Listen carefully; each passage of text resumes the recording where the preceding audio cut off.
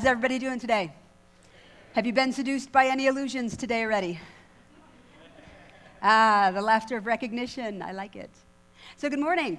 I want to talk to you about this whole idea of illusions, but I'm going to start with a story that I hadn't intended on sharing. I shared it at the last service because of the song you just heard.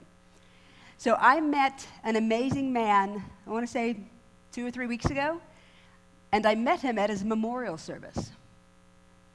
He was already dead. But I had the good pleasure of meeting someone that some of you might actually know or know of. His name was Nolis Sanoon. And he had an amazing healing center in Denver, but he was pretty well known in a lot of circles for giving himself to love. He just loved. That's who he was. He extended love. And he was out in the desert doing something he loved doing, which was riding his motorcycle. You might have heard this on the news in May. Young man, 34 years old, disappeared in the desert. And they found him a few days later. He had had an accident with his bike, had come to consciousness, had attempted to walk out of the desert, but was walking the wrong way. And they found him. But what was fascinating was how they found him. When he realized wasn't going to make it out of the desert, he took his shirt off and rolled it up under his head, laid down on the ground so he could see the stars, put his hands over his heart, and he died. He let go of the illusion. He didn't struggle. He didn't project any fears out there or all those what ifs, what I should have done, what I shouldn't have done. He just embraced what was happening in that moment. He no longer was seduced by that illusion. I don't think Nolis had been seduced by that illusion for a long time. But think about when you get attached to things. We project onto everything in our lives things that are going on. We project that they mean something. We project that things aren't going the way we want them to. We project that there's trouble out there in the world. Those people, the us versus them, right? Anybody have their particular favorite thems? The corporate greedy guys, those people at Monsanto, family members, politicians, you name it, there's somebody, right? So what I want to do today is share a lot of Course in Miracles. Any Course in Miracles fans out there? You're at the right church then, I would wager to guess. So what I want you to do today is concentrate on the essence of these particular passages that I'm going to share with you. And then I'm also going to share with you some images that'll help solidify, I hope, what the illusions are and how we can truly make the conscious choice to let them go once and for all. Everybody in for that today? Okay, so let's take a look at what we got here. I feel very far back. Are we farther back than we were? I didn't want to risk the illusion of feedback again. Okay, without projection, there can be no anger. We'd have to give up all our anger. But it's also true that without extension, there can be no love. These reflect a fundamental law of the mind and therefore one that always operates. There's never a time this isn't true. Without projection, there can be no anger. Now, the thing is, a lot of us will say, okay, I am no longer projecting anger. But if I don't extend love, if I don't extend something, there's no love. I have to also take an action. It's not just that I'm going to stop doing something that's not working or that's creating anger and chaos and an us versus them. I have to start doing something different. I have to start being willing to recognize the illusion when I'm playing in it. For example, let's take a look at this first picture. This is a little girl, a real girl with a real carrot, playing with a snowman. Now, this is a piece of sidewalk chalk art. Anyone familiar with sidewalk chalk art? There's a big, huge sidewalk art festival in Denver every year. But here's a little girl playing with the illusion. We forget to play with it. Here's another one of a man who's literally leaning down. It looks like he's touching the water. He's real. Is he really creating the ripple? Or was the ripple already there in the illusion? Or this one. All you parents who immediately had that momentary fast beat of the heart, is that young boy on a high pillar looking down at the entire town? Or is it just an illusion? What is it? In our home, we have a 5-year-old. We build our illusions with Legos, and you have to stick to the instructions to build the thing that's in the box, yes? Well, of course, we do our best. We build the thing with the box, and of course, 3 days later, it's in pieces. The instructions are torn up. They're now paper airplanes. And then my son wants me to put it back together the same way again. I've learned to start taking pictures so that I actually have something that would resemble it, kind of, sort of, if you don't mind it not having working parts. But you start to build the illusion based on your memories. Can I create the same illusion? Can I hang on to that same story? Can I embellish it even? Can I make that story even better than it was? And by better, of course, I mean worse. Right? Because we want to be able to empathize with people. So in order to empathize with people, we have to make our story as bad or worse than. It's like a math equation problem. We want to build that projection so it's a good, strong projection. Anyone have any of those 8mm tapes? With a little when it shows you that grainy black and white? We want them Dolby-ized, digitized, Blu-rayed, whatever, to get them to be the best quality illusions we could possibly have in our world. Here's the only challenge. It's just our illusion. We're the one who's created it. We're the one who's given it meaning. So I'm going to put up 3 little paraphrases of course quotes here that are very, very important. I want you to memorize these if you have to. What we see is real for us. Just for us. Nothing we see means anything. Course in Miracles students, that's lesson number 1, yes? Now, I always tell people to add 2 little words to that phrase. Nothing I see means anything about me. Because we've given it everything. We've given it all the meaning it has for us. We're the ones who've decided if it's good or bad. We're the ones who've decided, no, that's what it looked like. That's what happened. Whenever 2 or more are gathered, we're here in church, our natural reaction would be to say, God is in the midst, right? God is with us. No, whenever 2 or more are gathered, I can guarantee you there's going to be something you differ about, something you can argue about. Can I have an amen? Okay, so I want you to take a look at this picture, and you tell me what you see. Do you see 3 bars or 4 bars? Now you're sitting next to somebody who's going 3, and you're going, no, I see 4. See, now somebody's pointing out over there. See, do you see how there's 3? Do you see how there's 4? We're the one who gives it the meaning. We're the one who makes it real for ourselves. So let's go right to the introduction of Course in Miracles. I think I use this slide every time I talk here. All together now. Nothing real can be threatened. Nothing unreal exists. Herein lies the peace of God. Nothing real can be threatened. So anything that's going on in your life right now that is freaking you out, that is causing you stress, that is making you angry, that you're feeling righteously indignant about, it's not real. Why are you giving it all your energy? Why are you choosing to tie up your creativity in defending a position that your ego has created? I'm a big fan of chapter 7, section 8, the unbelievable belief. We're going to talk about that a lot today. To the Holy Spirit, it is the fundamental law of sharing by which you give what you value in order to keep it in your mind. To Holy Spirit, it's the law of extension. To the ego, it's the law of deprivation. It therefore produces abundance or scarcity depending on how you choose to apply it. Depending on how you choose to apply it. How am I going to see what I'm giving? Am I going to choose to see it as something I'm giving away, therefore it's taking away from me, or something I want to get rid of? Or am I going to choose to see it as an extension of love, without any expectation of anything in return, without any possibility of receiving anything in return? These guys who do this sidewalk art, they will work for days, 12-hour days, and create these things knowing that they're going to be gone in a few days.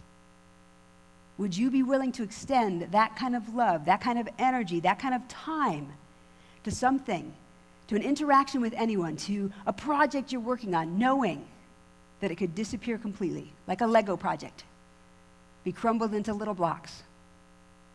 Would you be willing to do that? Would you be willing to let go of the illusion that you have, that we're separate from each other somehow? The illusion that you have of those thems that are out there, those folks that you're righteously indignant about, yes? So here, if you take nothing else away from today's talk, I want you to take this next sentence away. You cannot perpetuate an illusion about another without perpetuating it about yourself. Course in Miracles says there's only one of us here. So anything I see out there that I don't like is a reflection of what I don't like in me. Am I willing to let go of that and create what I truly want in this world? So I'm going to give you guys an opportunity to practice this, okay? Now, it would have been more fun if they hadn't just started picking on the libertarians this week on the news, because now I got it, my ego gets all up in it. Why you got to be picking on my peeps now? So we have some pictures I want to show you. And I want you to pay attention to the feeling, the emotion, what comes up, where do you feel like you have to attack or defend, okay? Because Jesus taught us that we are not separate. Think about how he taught us to pray. He didn't say, give me my daily bread, did he? What did he say? Give us our daily bread. We're all in this together. So here is a picture of two happy women.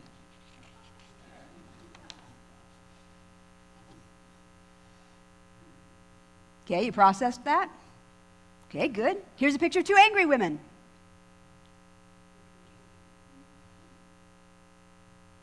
Now let's see it all together. Angry women, happy women.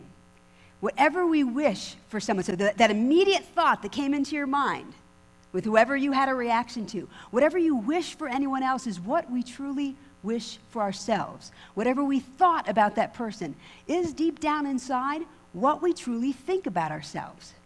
And our ego goes, nuh-uh, I'm nothing like that person, right? And what if you gave room to the possibility? Okay, so what if what Paula's saying isn't completely crazy and whacked out? What if it's actually true? Am I willing to look at that? That is what we have come here to heal. That's what the Course tells us. We're so afraid of the darkness of our ego. We're so afraid that we want to think of everything as separate and different from us so that we don't have to look at it. And what we do is we give that so much power over us. Think about all the things in your life that you're angry about right now, that you feel powerless over, or that you just simply go, you know what, it's just not that big of a deal. And you kind of surrender yourself to it, instead of truly embracing it and saying, this is what's going on in my world right now. Thank you, God. Simply, truly being grateful for it, embracing it, and opening up to the possibilities of what it means. Instead of it meaning something about us, every story we tell ourselves is this ego creation. Just like a Lego creation, it's built on these bits and pieces that we've pulled together.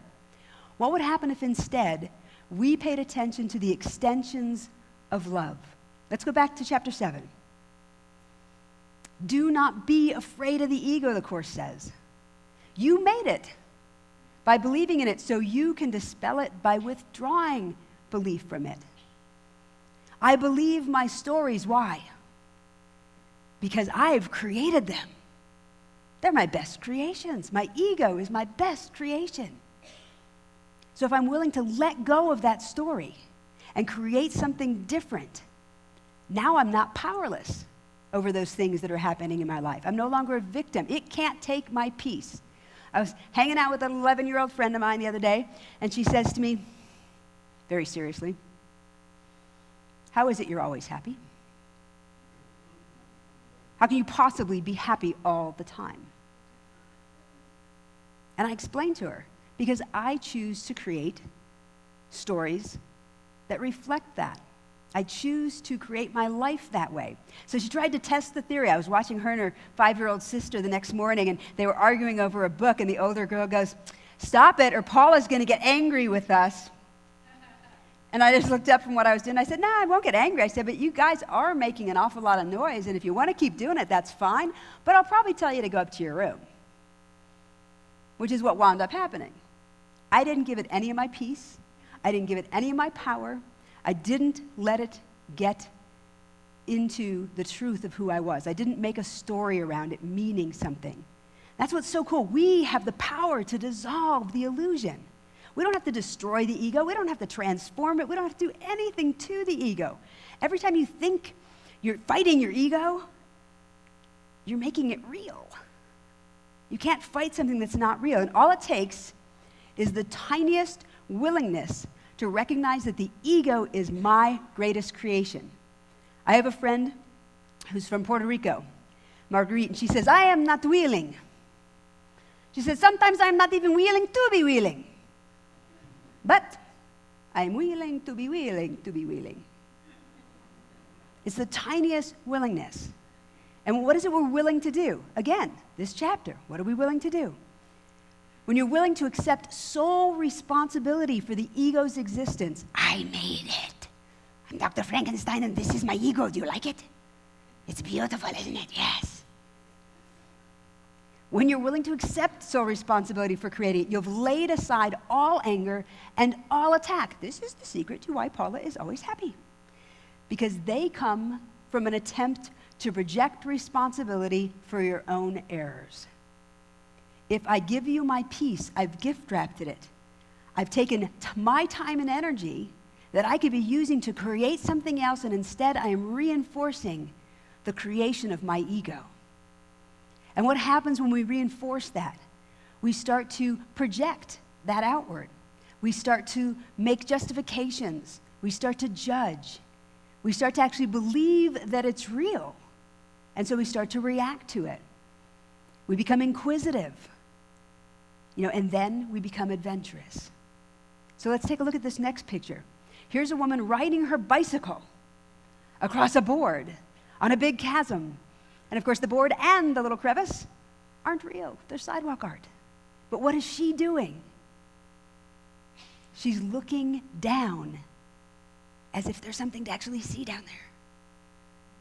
She's questioning it. She's being inquisitive about it.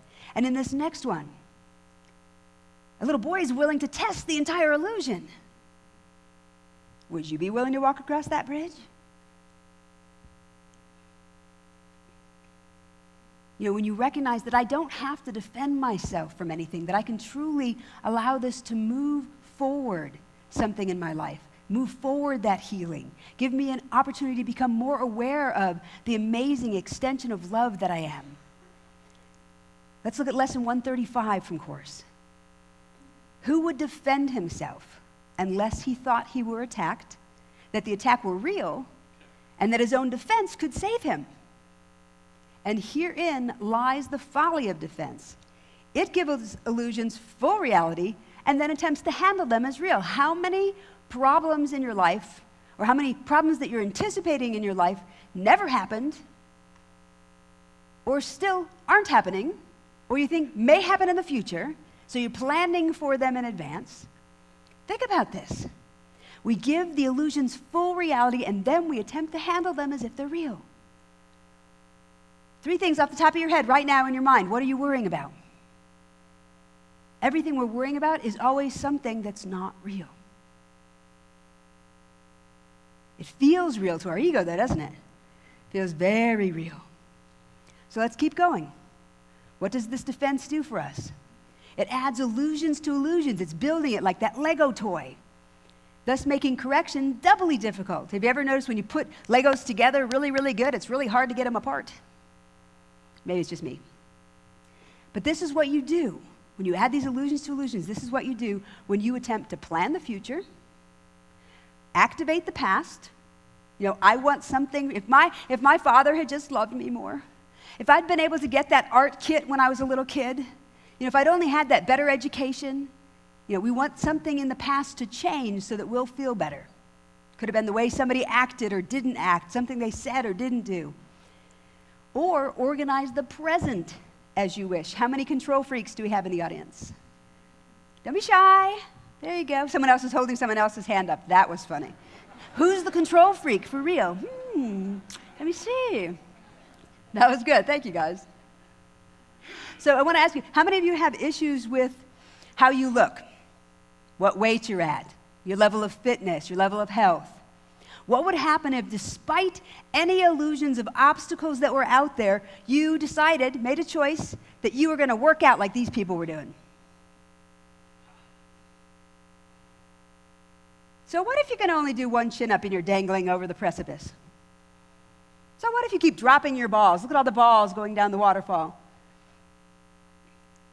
What if you didn't let any perceived illusion, anything out there, anything you thought you lacked, stop you from moving forward into what you want to create? I'll give you a case in point. So I talked about Nola Sanoon earlier. So we've been looking for houses to rent or buy. And so we went to Nolas's funeral, his memorial service, a few weeks ago, and then we were going to look at a house. Now, Nolas's last name, Sanoon, is a combination of sun and moon. So we go to look at this house, and the man's very excited because there's two houses next to each other that a particular builder had built back in the 60s, and this one is called the Moon House. And it has all these windows all the way around the interior of the house so you can see the different phases of the moon every day. And he goes, and this other house next to it is the Star House, or the Sun House. Sun and the moon, Sanoon. So then out of the blue, my partner decides to look at a house in Morrison, of all places. And we get there, and she has the sense that these people somehow knew Nolas. And then she almost dislocated my shoulder when we got into the living room, and she yanked me sideways so that I could see there was an altar in the living room with a picture of Nolas from his memorial service, because they'd had one for the family that we were at and one for the friends that they were at. And then, of course, our questioning minds start questioning, well, wow, it's really far out. How are we going to do this? What are we supposed to do about that? Why would this? All those questions that your ego wants to start putting out there, right? You've had days like that. So what do? We get a giant thunderclap. The same thunderclap that they had when they wanted to scatter Nolas's ashes up on top of Keystone and were waiting for the gondola, and they couldn't go up there because there was a thunderstorm going on. So they finally have dinner together, and the family's bonding, and they're spending time together, and they go to Loveland Pass at the Continental Divide where East and West meet. Such a perfect metaphor for Nolas's life. And they scatter his ashes there in the thunderstorm. And then when we have more questions about the house, a hawk flies overhead. It's paying attention to the bits and pieces of the story that you want to tell that are actually coming from that extension of love, not from the fear.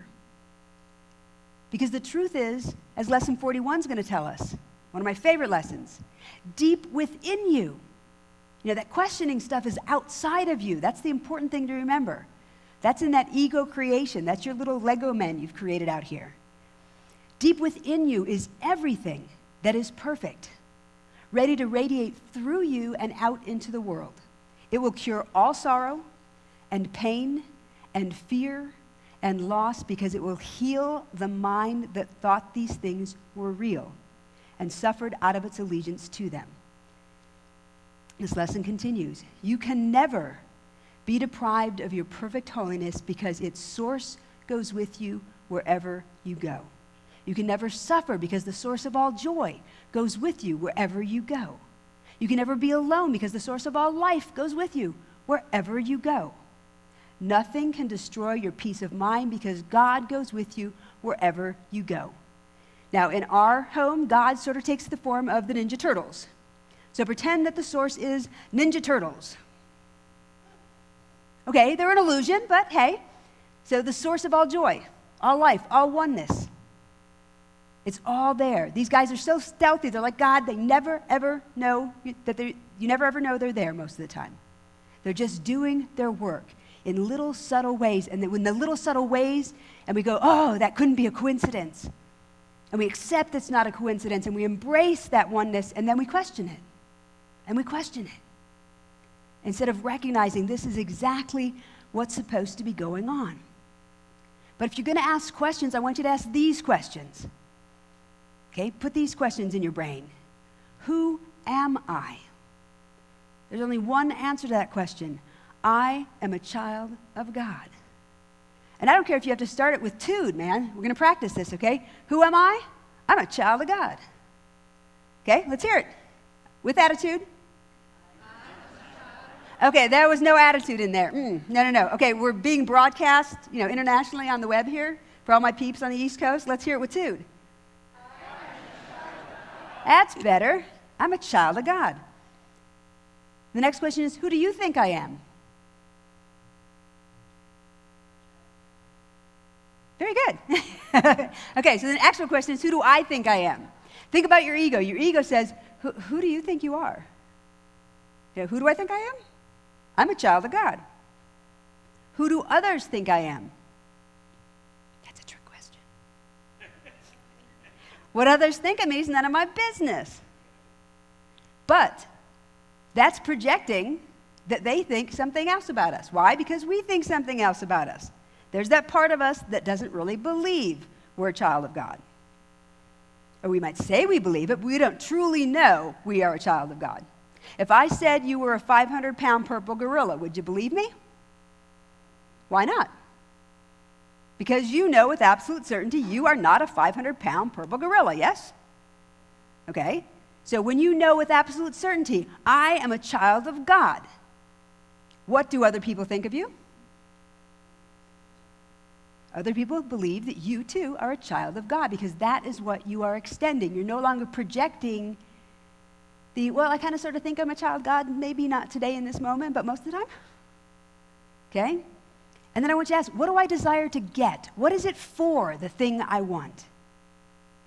What do I seek to keep? What am I hanging on to? Because those are always out of a fear.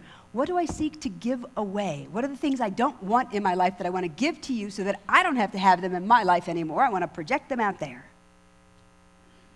What am I afraid of losing? That keeps me from taking an action, that keeps me from riding my bike across the little plank, that keeps me from stopping and helping someone who's in need, that keeps me from giving, that keeps me from Jesus. I teach in my giving thanks class that Santisha has taught from my book, to tithe the way Jesus tithed, with every thought, with every word, with every action, tithing of your time. And by that I mean, when you're engaged with someone, put your phone down. Be fully present with yourself. It's not about being fully present with anyone else, because how many of us are there here? One. There's just one of us here. So when we pay attention to these parts of us, what gets created? I'm going to show you some pictures, an experiment of how we see ourselves in each and every moment. So if you're seeing yourself, for example, as bloated, if you're not seeing yourself as at your best, you're not feeling top of your game or fit, you're not taking care of your hair is unkempt, you haven't taken care of your daily hygiene maybe, or do I see myself as buff? These are two wonderful pictures by a man named Andrew Dixon. So now I want to show you another picture of the two so we can talk about this a minute, how you see yourself. Would you believe that these two pictures were taken an hour apart? For real. In the first one, he created the illusion of being an out-of-shape guy. He's kind of pushed out his stomach, his shoulders are kind of pushy back, his posture is bad, he didn't comb his hair, he didn't shave. He's kind of standing straight on, so you see more of him. His hands are really loose, so he looks as flabby as humanly possible, yes? So what did he do in that hour? He shaved his head. He shaved his beard. He shaved his chest. He said he did a few push-ups and sit-ups to kind of engage his muscles. He turned himself a little sideways. He fixed the lighting so it would reflect off of his six-pack abs. Tucked in his tummy a little. Tightened his hands just a little to flex those muscles. Arched his feet, tightened up his legs and his butt. Poof. So which one's real and which one's the illusion? 3 rods or 4 rods? What do you choose to see? Lesson 37. My holiness blesses the world. Who you are and how you see yourself makes all the difference in the world that you are creating. Who you see out there is a reflection of who you see in here. If I am ranting and railing about those greedy people, who do I think I am? Do I think I'm a child of God, or do I think I'm a greedy person? My holiness blesses the world. This idea contains the first glimmerings of your true function in the world, why you are here. Your purpose is to see the world through your own holiness. Thus are you and the world blessed together. No one loses, nothing is taken away from anyone, everyone gains through your holy vision. This lesson continues. It signifies the end of sacrifice because it offers everyone his full due. See, we think of things as giving and receiving. Anyone ever hear of Walter Russell? An amazing man, lived in the early 1900s. He sees everything as a fulcrum. And there's a rhythmic, balanced interchange where everything goes up to its peak, crosses the fulcrum line again, goes down in an equal measure, comes back up, and it just continues in this cycle.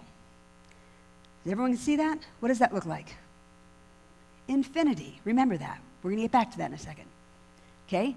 No one loses. Nothing is taken away from anyone. Everyone gains. It signifies the end of sacrifice because it offers everyone his full due. And he is entitled to everything because, why? It is his birthright as a son of God. Refresher, who are we? I am a child of God. There's no other way in which the idea of sacrifice can be removed from the world's thinking. And we'll get righteous and indignant. We will defend ourselves, and then we'll say we've advanced because we're not defending ourselves, we're defending other people because they're weaker than we are. So what have we done? We've separated ourselves again.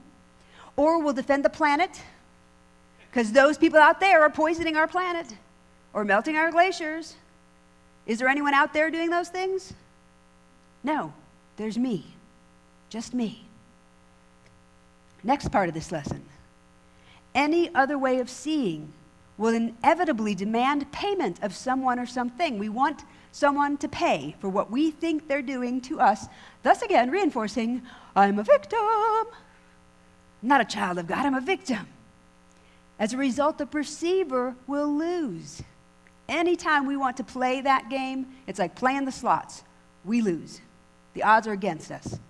Nor will he have any idea why he is losing, because we've created this beautiful illusionary ego to cover up our responsibility, where we can truly say, hey, look, this is the choice I made, and now I'm going to choose something different. Yet is his wholeness restored to his awareness through your vision. So when I see my wholeness, I can then see your wholeness. And then when I can see your wholeness, you can see your wholeness. Your holiness blesses him by asking nothing of him. How many people here have seen those Dove beauty ads that were done of the women who are asked, a sketch artist sketches them based on how they see themselves. And then they have someone else come who had met them and ask them to describe how they see them. So here's how Shelley saw herself on the left and how others saw her. Here's how Janice saw herself on the left and how others saw her. Now here's an important piece from Course in Miracles I want you to remember. Ready? Those who see themselves as whole make no demands. When we make demands, we're defending, we're attacking, right? So this next slide is a woman named Florence. The one on the left is how she saw herself. The one on the right is how others saw her, and that's her actual picture. And when they did her after talk, her interview, she said because of how she used to talk about herself and see herself and how these other people saw her, she has made a conscious decision to let go of the stories she tells. My mother always told me I had a big chin. Things like that. Let's go back to chapter 7 again real quick. In case you missed this in the course, here's the summary of the Course in Miracles. Ready? The whole purpose of this course is to teach you that the ego is unbelievable and will forever be unbelievable. There's nothing real about it. It's a big old illusion. And the next section, by accepting the atonement or the at-one-ment for yourself, that we are one, you're deciding against the belief that you can be alone, thus dispelling the idea of separation, no more abandonment, those of you who have abandonment stories, dispelling the idea of separation, and affirming your true identification with the whole kingdom as literally part of you. The kingdom of God is within us. It's not out there somewhere. Out on my table, I've got these cool little handouts. Love is who we are. And when we extend love, this circle of us grows and expands and becomes more abundant, more prosperous, more open, more radiant. And when we tell the stories of ourselves, when we project those stories, that's when we create that sense of separation, that sense of guilt, of lack and abandonment and unworthiness and powerlessness. The fact that I'm dying off, my kids are killing me, my ex is killing me, my job is killing me, those Monsanto people are killing me, literally. Whatever the story is you tell, okay? Let's keep going with section 8. This identification, recognizing that I am the whole kingdom of God, okay? This identification is as beyond doubt as it is beyond belief. Remember, you know you're not a 500-pound purple gorilla. You don't believe you're not, you know you're not. Your wholeness has no limits because being is infinite. You just are. A lot of times we teach giving and receiving. There's no such thing as receiving. There's giving and re-giving because the flow never ends. You can't take yourself out of it. It's always present. The only question is, are you going to see it? Or are you going to see the illusion? You get to choose. Now, this next slide, I found this picture a long, long time ago, and I always said, if I ever had a tattoo, this would be what it would be. So that everyone who saw me, that came from behind, that whatever, know your worth. Ask yourself this question: am I willing to see myself through different eyes today? Through divine eyes rather than the ego's eyes? Through the true Christ eyes instead of the projection I've made about what that other person thinks of me? I want you to ask yourself, little kids will say, remember when? I want you to remember when you had full awareness of the truth that you are a child of God.